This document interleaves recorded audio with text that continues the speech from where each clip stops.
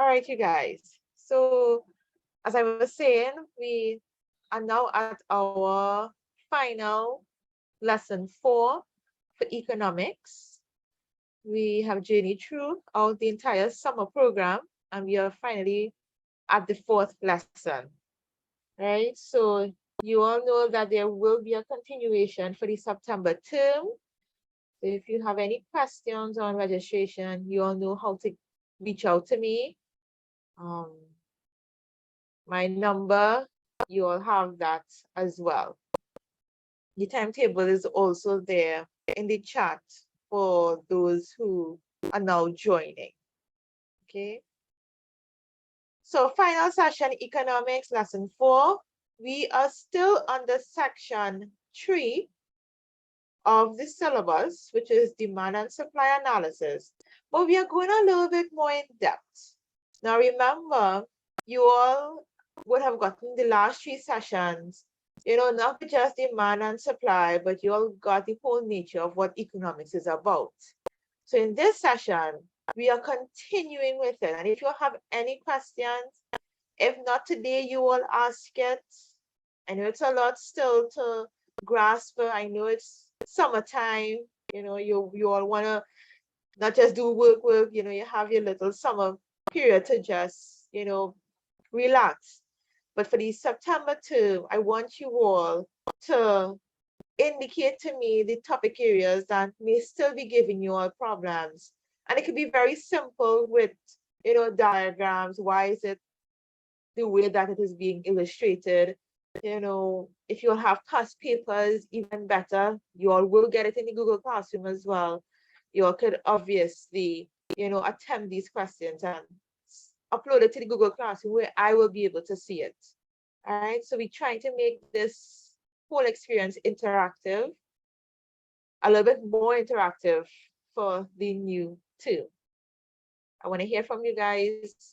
I want to see your strengths and your weaknesses so we can correct it before the exam.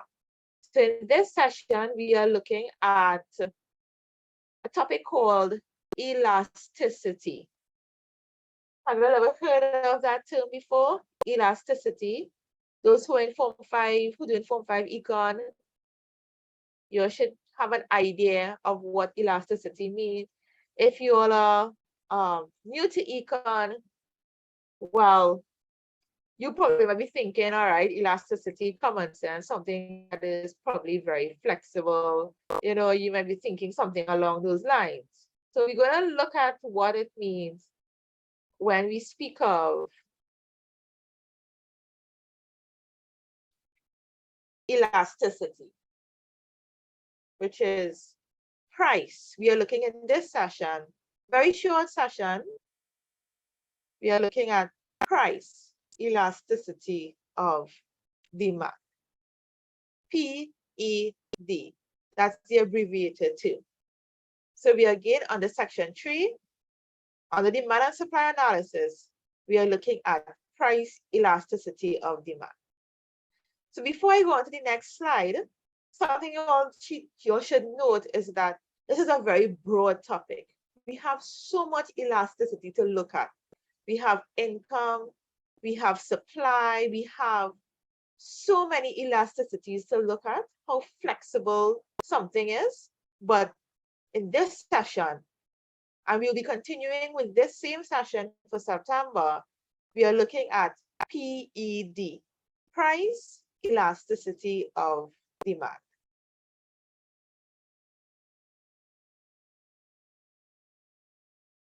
So elasticity, I hope you all are able to see the screen and you all are hearing me properly. All right.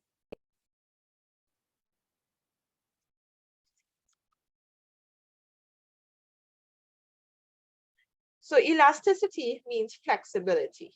It refers to how flexible or responsive something is.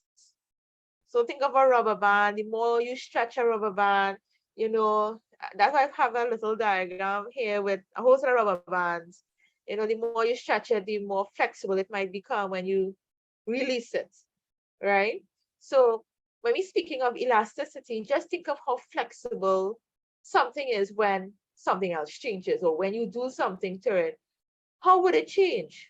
What are we going to see? What effect are we going to see when, let's say, for example, price changes? What's going to happen, right? So we need to remember our laws.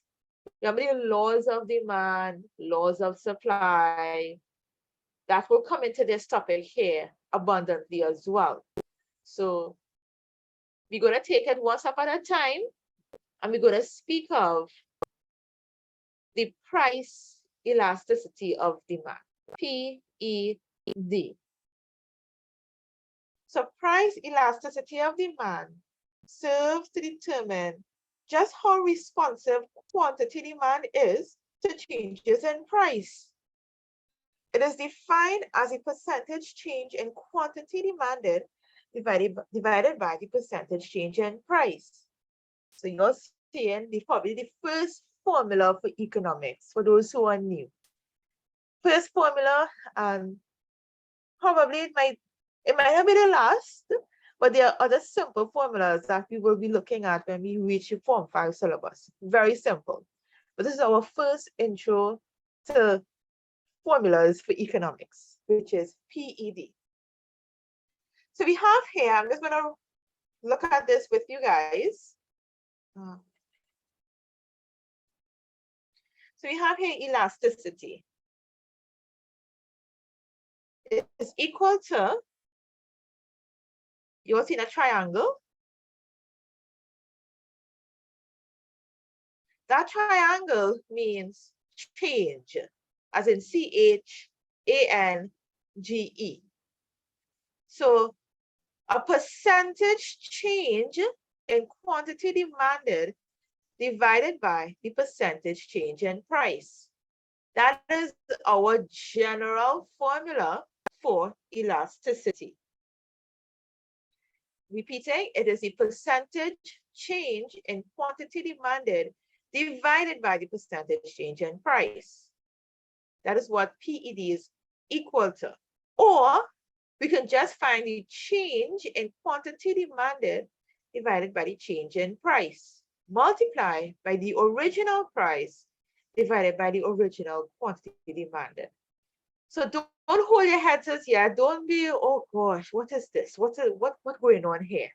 Don't do that, because I know for the first time you're maybe seeing this and probably asking yourself, why am I doing this? You might just be doing another mathematical subject, but it is not very intense.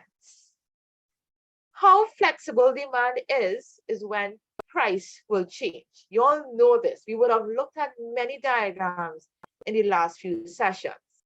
So when price changes, let's say price increases, would you be demanding more of that good or less of that good? You should know that when price change, if it goes up, we will demand less. We will demand less, and vice versa. If price goes down, as it decreases, we will be demanding more. It can also be noted that price has a huge factor that it will affect demand. We see it, we live a life where we observing price changes. Would you be demanding more of that particular good or not? So that is what this topic is going to show us. And by using these simple formulas, you guys, very simple, we're going to see that whole reaction when price changes and how it will affect demand. So we're just using a formula. We're incorporating the formula to test our theory. So I want you all to see this question here. Very simple question. Simple price column. We have a price column here, and we have a quantity demanded column. My question is, from using the equation that you all saw in the last slide, what is the PED when price changes from $3 to $4? From $3 to $4. So I'm going to go back to the formula here again, you all could use this formula here. You all could try out with the change in quantity demanded divided by change in price multiplied by original price divided by original quantity demanded. Take this formula here and try working out this PED when price changes from $3 to $4. So that's what you guys are going to do for me. In the next 3 minutes or so, I will hear your answers. And be very careful with your answer. Would it be a positive answer or would it be a negative answer? I'm giving you all this opportunity to try out this question by yourself using that equation.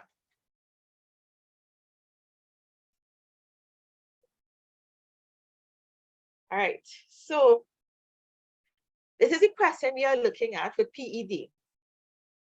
And before the formula that I had up before, change in quantity demanded divided by the change in price multiplied by the original price divided by original quantity demanded.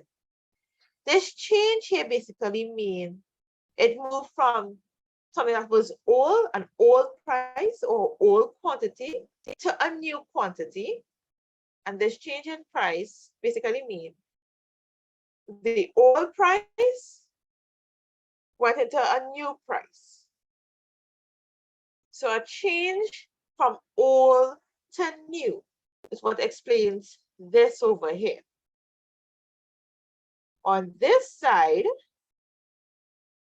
we are just using the original information. So let me see. I hope you all have your pens, your notebook with you, and your calculator, if you all need one, because it's just simple figures we are working with, but you can use a calculator if you like. We have to calculate PED from given information in this table. They're saying that PED changed from $3 to $4. So what change was it? Was it a positive change or was it a negative change? Let's see. So you all remember the formula? It is your change in quantity demanded divided by the change in price. So change in quantity demanded, 30, and then I move to 25. Is that a positive change or a negative change? From 30 to 25, it decreased. The price decreased. So whenever we are decreasing our prices, we are going to put a negative answer here because it moved from 30 to 25. It had a difference of 5. Minus 5, that is. So change in QD, it went down. Quantity demanded decreased from 30 to 25. So that's a minus 5 you all should have there already in your numerator. For the denominator, which is your change in price, it moved from $3 to $4. This is a positive or this is a negative? It went up, so we know it's a positive answer. So your denominator should be the difference of 1. So far, your numerator is minus 5. The denominator is 1. So minus 5 divided by 1. But the formula continues and it says to multiply it with your original price. Our original price is 3. And our original quantity demanded was 30. So just for you all, I know you all are hearing me and you're just probably asking yourself, how does really looking mathematically? I'm not a math teacher, but I'm just going to just try and do it here on a simple whiteboard. So I'm just putting back out what the formula is. I'm not going to draw anything. I'm just spelling out exactly what the formula is saying. So change in quantity demanded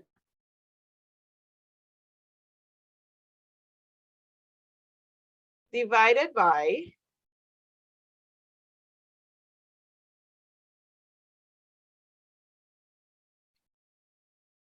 a change in price multiply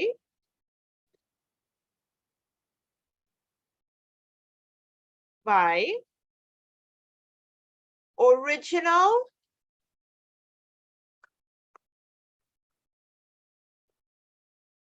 price divided by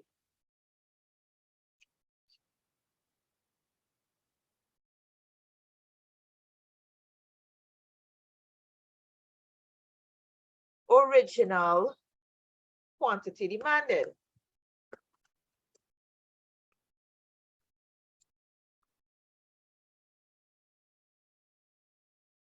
Good. So this is what PED is equal to. PED is equal to this. So we go in here. The change of quantity demanded, we had -5 divided by change in price. Was it $1? It changed to a positive $1 multiplied by, what was the original price? 3 divided by original quantity demanded, which was 30. All my math students, well, let me see you all. What's the answer here? Very good. Minus 0.50. That is our answer. So what does this mean? We get a negative -5. And I know you all got that. So very good. Let me congratulate you all. This was the first formula for econ. We have more, but good so far for those who were able to get it. Some were just off by a point. A point. What's the mathematical term I'm looking for? You didn't round off, right? You just want to round off your answer. So it's 0.50. All right, so just give me a second.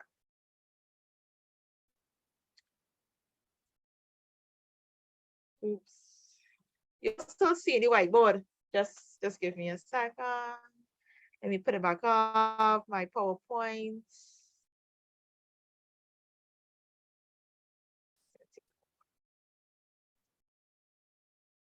All right, so your answer for your PED question is -5. So when a person has finished computing the price elasticity of demand, they will be given a number. Your answer that we got is -5. This number is termed the PED coefficient, and we're seeing that the answer is negative. And you might be asking yourself, why is it negative? Well, you all remember the law of demand. When our price increase, we are going to decrease our demand. So you're seeing theories being proven here through a formula, a very simple formula that you thought was very hard. So the number is the number, well, the sign in front of the number is a negative answer. And once there's a negative or inverse relationship, we know that is because of price and demand. Price and demand have negative relationships. It has also an inverse relationship according to the law of demand. So if either the percentage change has increased If let's say it moved from $4 to $5, expect a greater decrease in quantity demanded. And well, you all know the reverse, vice versa.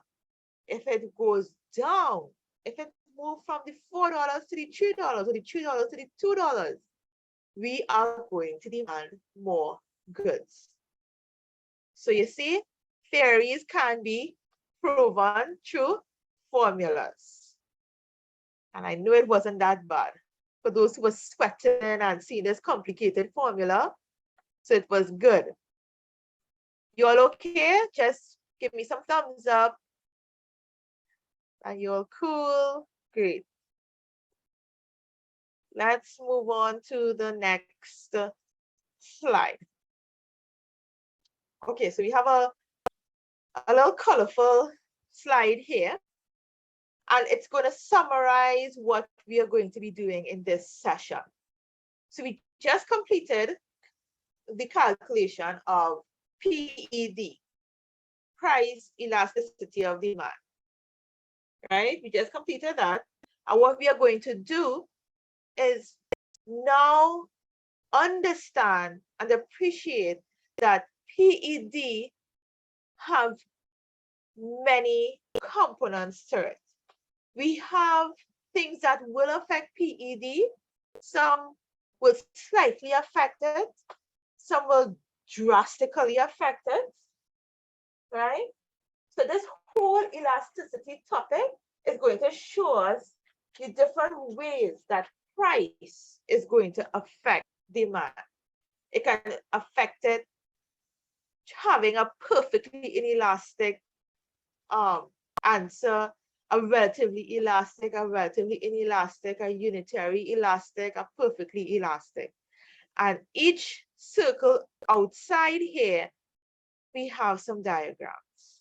We have some diagrams that we are going to look at that will help you all understand when price changes, what is going to be the effect of the demand curve. So let me look at the first one, which is the relatively elastic curve. Relatively elastic curve is also called an elastic demand curve. And you all are seeing the diagram here being a gentle sloping curve. Now, I know because I cannot, you know, show you, well, I can't show you all how to draw this diagram, but it's on the slide. But when we are drawing this for the exam, you're going to try your best to ensure that this curve is gentle sloping. It is gentle sloping. It is not steep. It is not upward or downward. Or we know it's downward. We know these demand curves are always downward, but it is a gentle sloping curve. That is how we can actually describe this curve. And there are many other things we can say about this curve. So if customer demand is very responsive to a change in price, we can say that the response is said to be elastic. We call this an elastic curve because demand is very responsive. This will only occur, you guys, let me just make this clear. You only get this curve when we do our PED calculation and the answer is greater than 1. A change in price will lead to a change in quantity, a bigger change in quantity demanded. So I'm sorry, I have to show you guys exactly what I mean by that. So I'm just, let me see if I can just take out all of these drawings and I'm going to show you all so you all can actually draw it in your books by the time being, because we are going to see a lot of diagrams in this session, a lot. And you'll need to be very careful when we are drawing them. So again, let's just do our, we know it's quantity on the horizontal axis. And we have price here the vertical axis. We have our origin. And you know, whenever we are drawing a diagram, we have the label, the name of the diagram, which is elastic demand curve. Right? This is an elastic demand curve. When I say it is gentle sloping, it is gentle sloping. It is not steep. It's not horizontal. It's not vertical. It's not anywhere. But you're going to try your best to make it as gentle as possible. It's not too steep. It's not too, any other how, but gentle. And there's a reason why we call this elastic demand curve a gentle sloping curve. You all want to see why we call it a gentle sloping curve? Whenever price changes here, there's going to be a drastic change. So something that could be so gentle sloping could have a huge change in quantity demanded. Let's see why. So let us say our price was originally here at P1, and as a result, we are going to demand Q1. So let's say price here is P1, and our quantity demanded is at Q1. Let's just say price just decreased a little to P2. Let me just get the drawing.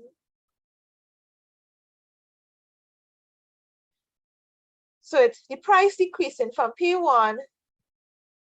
Shucks, hold on, you guys. P1 to P2. You're seeing something here. You're seeing what's happening. We're moving from P1 to P2. And when we move from P1 to P2, we are going to demand from Q1 to Q2. We're demanding more. Compare when we change the price here, a small change, whether it be from $5 and it went out to $4. You're seeing this huge big gap, a big gap between Q1 and Q2. That is because of this elastic demand curve. Elastic demand curve, we say, is gentle sloping. Nobody ain't giving me the correction that, I forget to label my graph. This is a demand curve. Remember, we don't want to lose any marks in the exam. You label every curve that you draw. Demand curve is being labeled. And we have a price decrease from P1 to P2, giving us an increase in quantity demanded. But I'm going to use an adjective here. A huge increase in quantity demanded. Small change in price leading to a huge change in quantity demanded. So we could actually say,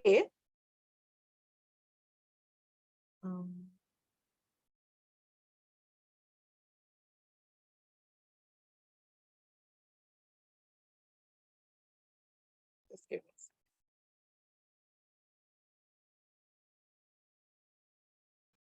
Why does it happening?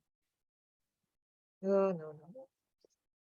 Hold on, you guys. Again, I'm putting back up this slide. I don't know why when I move to my whiteboard, it's closing off my PowerPoint.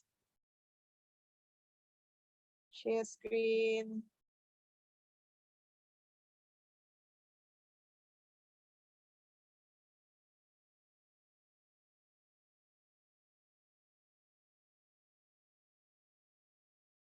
Right? So this gentle sloping curve here, showing us that when price, any small change in price will lead to a huge change in quantity demanded. So let us note these characteristics. The demand curve is elastic when the elasticity coefficient is greater than 1, but less than infinity. You're going to keep going greater and greater. Nothing can pass infinity, so it will be less than infinity. So greater than 1, but less than infinity. Another characteristic we can see about the curve that we just drew was that it is not very steep, but it tends towards the price axis. It is not very steep. You can write in your notebooks, make a note that it is a gentle sloping curve. And the last characteristic we can say here is that the proportionate change in QD is greater than the proportionate change in price. We saw it there in the diagram in the whiteboard. We saw that when price changed, no matter how it changed, there was a greater proportionate change in quantity demanded. There was a greater change in quantity demanded. Are you all seeing that? For those who are new to this, are you all okay with this so far?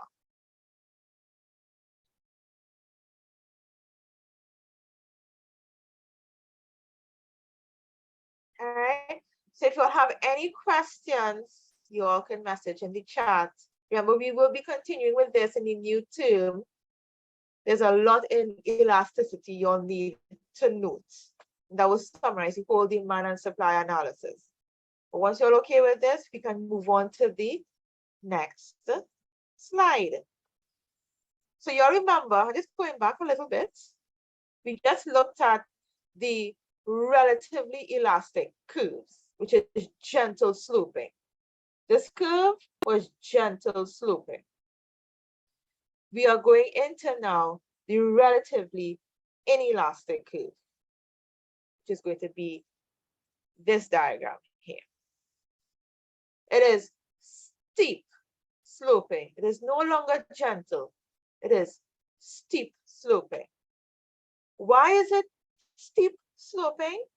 With any change in price, it leads to a very small change in demand.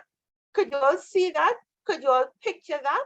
Without me going onto the whiteboard, could you all picture that when my price changes, I am going to get a small change in demand?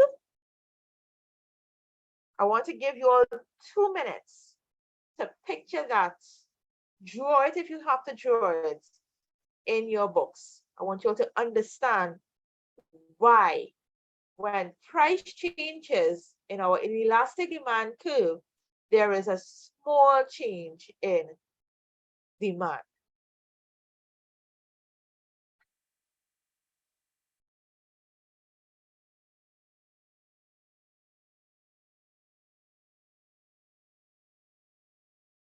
So while y'all are drawing it, I'm just going to draw it here as well in the whiteboard.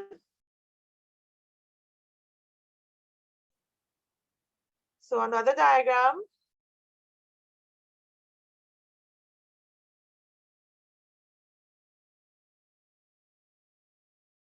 We said it is steep sloping. We call this the inelastic demand curve. We label our curve, demand curve. We label our axes. We have price, and then we have in the horizontal quantity, and we have our origin. Okay. Now we want to illustrate. I want to prove it to you guys that with inelastic demand curve, hey, when price decrease or increase or any changes in price, there's not going to be a huge impact on quantity. Let's test that out. So let's say we had price. We sticking with P1 and P2, right? So let's say we had a price at P1.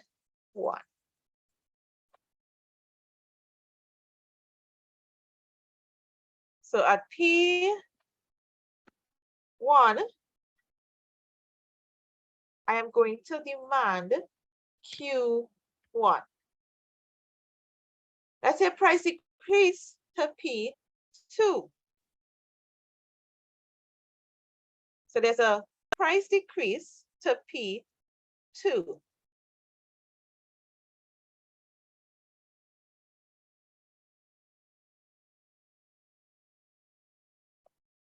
Sorry for my bent lines, you guys, but you're seeing this. P2. From P2, we are going to demand Q2. So I decrease my price from P1 to P2. You're seeing this huge change here, but because we are dealing with the inelastic demand curve, which is steep sloping, there's going to be a very small change in quantity demanded.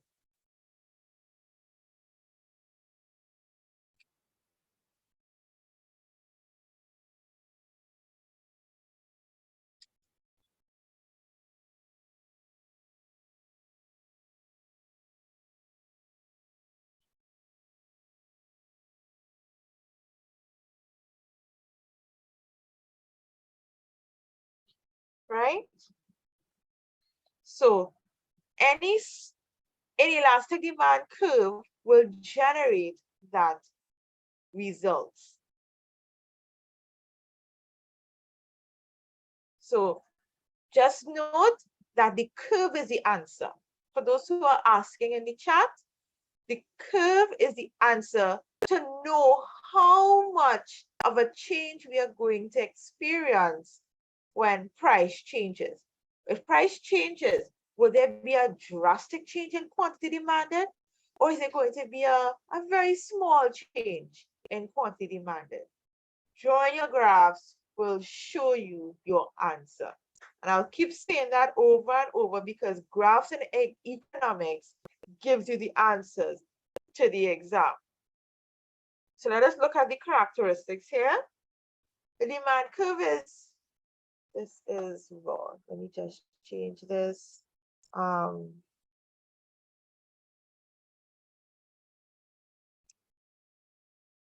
There's an error on this slide. I'm just going to change it because it is not dealing with elastic. We are looking at inelastic.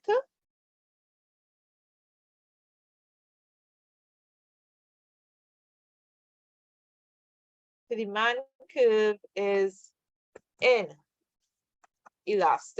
That's going to give you all the characteristics here now.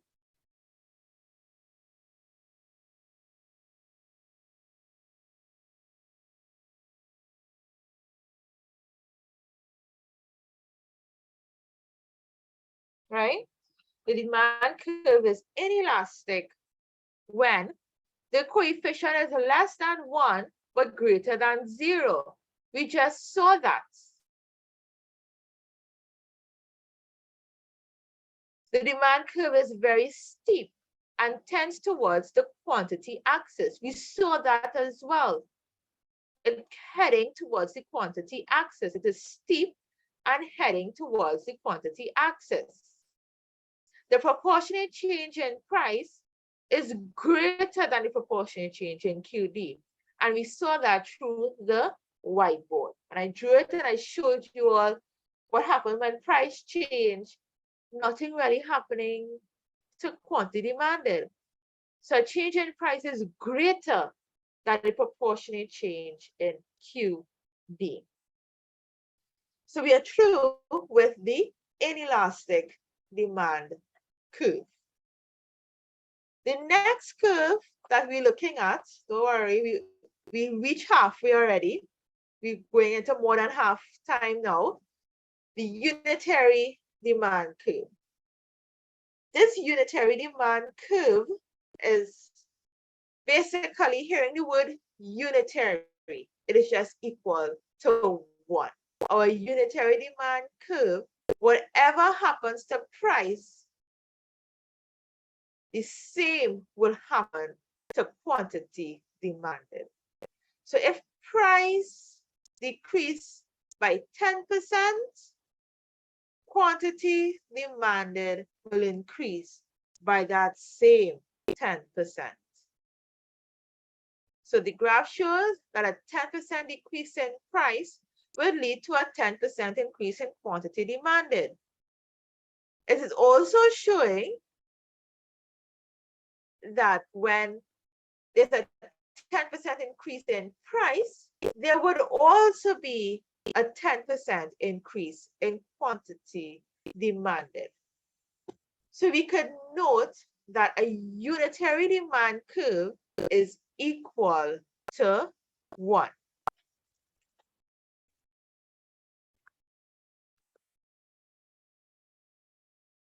And we don't need to draw this in the whiteboard because it is right here. You're basically showing that when price changes, we are going to have the same change in quantity demanded. Let's move on to the characteristics. Let's look at it in detail here now. The characteristics of the unitary demand curve, the elasticity coefficient is equal to 1. Just here, unitary, you think of 1. The proportionate change in price is equal to the proportionate change in quantity demanded. The shape is a rectangular hyperbola. This here came actually in a multiple choice question that, you know, students will be like, well, what is this? This is what will describe this whole change being equal to 1, right? So it is a rectangular hyperbola.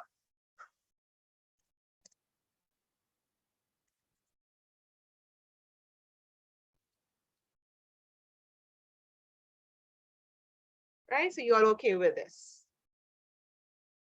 Then we have the next diagram, which speaks about the perfectly elastic curve.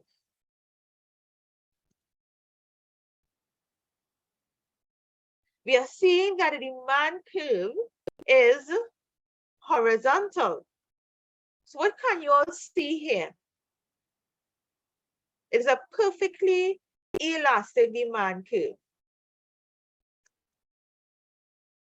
which means at any price above P, just get back my thing here.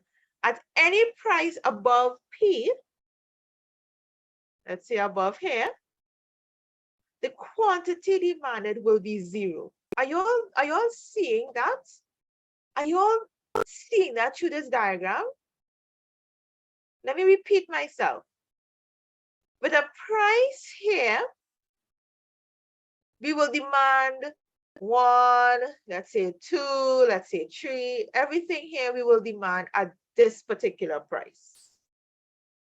But if price increase, are we going to demand anything? I'm not seeing no line. I'm not seeing any line. But at this price, I see a line. This line means infinity. So we will keep demanding to the infinity and beyond. Gosh, I sang a song like, oh boy, Toy Stories. Who says that, right? Never mind, you guys. I'm just, I have to bring in these things in class. With price here, anything above price, at this original price, we will be demanding 0. At this price, we will buy any quantity. At any quantity, any amount, it's going to the infinity, only at this price. Any price below this original here, any price below it, quantity demanded. Would you think we have any quantity demanded? What you all think? Yes, it will. You will have quantity demanded below this P as well. So at this P, we will demand anything. We will demand anything in this region and infinity. Anything above it, we will not buy anything. At any price above P, the quantity demanded will be 0. Any price below P, below the price, the quantity demanded will be infinity as well. So at this price, they will demand any quantity. Above it, none. Below it, infinity. So what the note is saying is that with a perfectly elastic demand curve, the characteristics of the perfectly elastic demand curve, the coefficient, the answer when we calculated, remember the first exercise you all had to do? If you find out your answer is infinity, we are speaking of the elastic demand curve. So we're saying that the proportionate change in quantity demanded is unaccompanied by any change in price. We're saying that the demand curve is parallel to the QD axis. Is that so? Is this really parallel to the QD axis? Yes, it is parallel to the QD axis. The proportionate change in quantity demanded is unaccompanied by any change in price. So at any change in price, it will be unaccompanied by quantity demanded. It must be at this price to have your quantity demanded. Okay? I'm gonna stop here for a while. We also just soak in what I just said. I'm gonna go back to the characteristics here as well.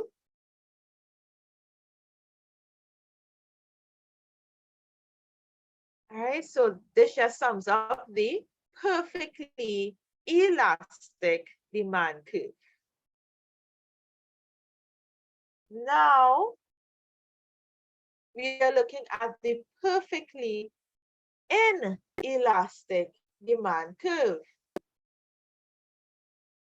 So this is the diagram that shows a perfectly inelastic demand curve. Let's just read what the bullet points have here firstly. If demand is perfectly inelastic, a change in price causes no change in quantity demanded. Is that so? Any change in price will lead to no change in quantity demanded. Based on an inelastic demand curve, the inelastic demand curve is vertical. It is parallel to the price axis. We are seeing that. So if price changes from say $15 to $20, consumers still going to buy? They're still buying. We're seeing that. Consumers will still buy, no matter what the price is. So in a perfectly inelastic environment within the economy, we're seeing that no matter what the price is, consumers will still purchase. It could go up to $100. Consumers will still purchase. So buyers are completely insensitive to price changes because they cannot do without the product. Examples of goods that could have a perfectly elastic demand are things like medicine, When a person's life is in danger, like those who need to take insulin for diabetes, if the price of these medicine increases, we have to, and we have to purchase it. We have no choice. We have to absorb that price. So in a perfectly inelastic demand environment, we are going to see this happening. And I've seen some good examples from you guys in the chat, yes. So like flour, I love this example. Your Stephen always has all your food talk at this hour. This how you get me hungrier, but just you always know how to get me. But let me go. Let me stick to what the diagram is saying. Yes. If the price of flour increase in Trinidad, which it has, are you going to stop purchasing flour? You might actually change, or you might substitute it to something else. Like I think I heard cassava flour. Forgive me if I'm saying it wrong, but they were substituting flour to other things. That can happen, but the majority of the consumers, most of the doubles, most of all the pies and the roti and all these different things, they are made with flour. Yeah, you can also substitute flour with oats. Larry, you sound like a very healthy person. But yes, we can substitute. But if there's a substitution cannot take place, no matter what the price, you guys, no matter what the price, consumers will still purchase. So we're going into the characteristics here. So it will be perfectly inelastic. And I just want to let you all know something. In the exam, if you all get stuck on how to draw the diagram, but elastic means gentle sloping. Inelastic is steep sloping. We just look at perfectly elastic, which was horizontal, and this is perfectly inelastic. The letter in perfectly inelastic, the I in inelastic, you're seeing that's trust me, there are so many ways to remember certain things in economics. The I in inelastic, it is obviously you have that stroke parallel to the price axis. So that's a good way for you all to remember, no cramming, good way to remember how to draw the diagram.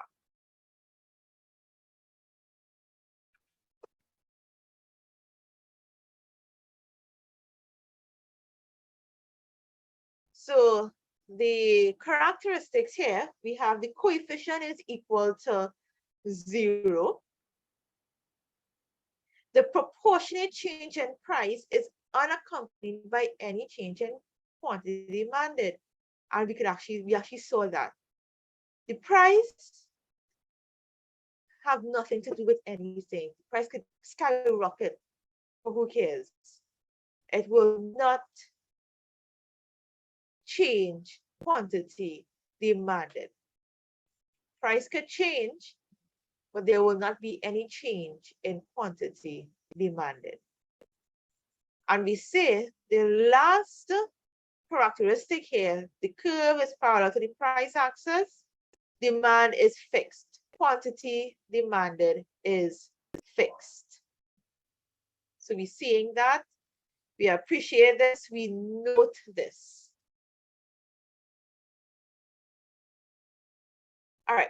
So in this slide here, you guys, there is a huge continuation in this slide for the new term. I've only included just 3 basic points of what are the factors, the determinants of PED. What will affect our PED? I've just listed just 3, but there's so much more, and I didn't go in depth because I know I just want to have a very short explanation just for you all to have an idea of what will affect PED. If there are many substitutes available, then we can say that our demand will be elastic. If the good is a necessity, we'll consider it to be inelastic, and we will have those explanations for the new term. I will have more detailed explanation for the new term. the time period, we're saying that elasticity is generally higher in the long run than in the short run. So with these three basic points, we will be kicking off the new term, yes, with explanation to some more determinants or some more factors that will affect PED. All right, so you guys, this is unfortunately the end of economics for the summer program, but you know, we're continuing. We are continuing for the September. We will be recapping sessions 1 to 3 again for the first week or two of the new term, but we are moving at a faster pace. I am intending to finish the syllabus by next year, please God. So for those who are in Form 5, you know, who are writing exam, you should be equipped by then for the exam. For those who are in Form 4, you know, you have an opportunity now to, you know, have an idea when we start past papers, what to be looking for. Okay, so I'm going to give my brief announcements at the end of this session here. But it's a pleasure again to have you guys. Thank you for journeying with me, as well as the whole iLoveLessons crew with all the subject areas that you all have enrolled in, and really hope that you all will be able to continue, you know, advancing your education in these different subject areas that are being offered. I wish you all the best for the new term and enjoy the balance of your summer, most importantly. For those who are working, well, we're still accommodating you guys as well. So that's it for class for the end of the business studies subject areas. All right. So have a good night, you all. And thanks again